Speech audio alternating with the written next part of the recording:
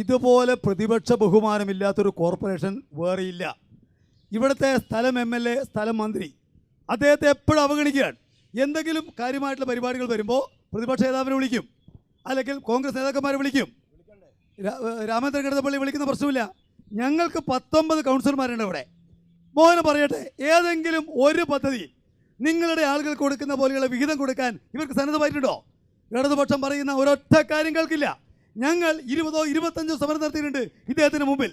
ഒരു തവണ ഒന്ന് വിളിച്ച് ചർച്ച ചെയ്യാൻ തയ്യാറായിട്ടുണ്ടോ? ഇതുപോലെ പ്രതിപക്ഷ ബഹുമാനമില്ലാത്ത ഒരു ഭരണസമിതി ഈ കണ്ണൂർ ജില്ലയിൽ മാത്രമല്ല കേരളത്തിലില്ല. ഇവിടെ ഈ കോർപ്പറേഷൻ ഭരിക്കുന്ന UDF ആണെന്ന ഒറ്റ കാരണം കൊണ്ട് ഒരുപാട് പദ്ധതികൾക്ക് ജനങ്ങൾ കിട്ടുന്നില്ല. ഇപ്പം ഞാൻ ചോദിക്കട്ടെ, 1000-ൽ 5 പേർക്ക് പണി കേരള ഗവൺമെൻറ് പദ്ധതിയാണ്, ഇവിടെ നടപ്പാക്കുന്നില്ല. വാതിൽപ്പടി സേവനം 70 വയസ്സ് കഴിഞ്ഞവർക്ക് ഗവൺമെൻറ് സേവനം വീട്ടിൽ നടപ്പാക്കുന്നുണ്ടോ? ഇവിടെ നടപ്പാക്കുന്നില്ല. കടൽ തീരെ താമസിക്കുന്ന ആളുകൾക്ക് പുനർഗേഹം പദ്ധതി നടപ്പിലാക്കുന്നുണ്ടോ? ഇവിടെ നടപ്പിലാക്കുന്നില്ല.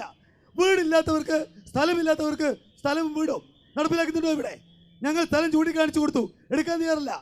പ്രിയമുള്ളവർ, ഇവിടെ LDF ഗവൺമെൻറ് നടപ്പിലാക്കുന്ന ഒരുപാട് പരിപാടികൾ UDF ആണ് ഭരിക്കുന്നതുകൊണ്ട് LDF മാത്രമല്ല കോൺഗ്രസ്സുകാർക്ക്, ലീഗുകാർക്ക്, BJP-കാർക്ക് കിട്ടുന്നില്ല.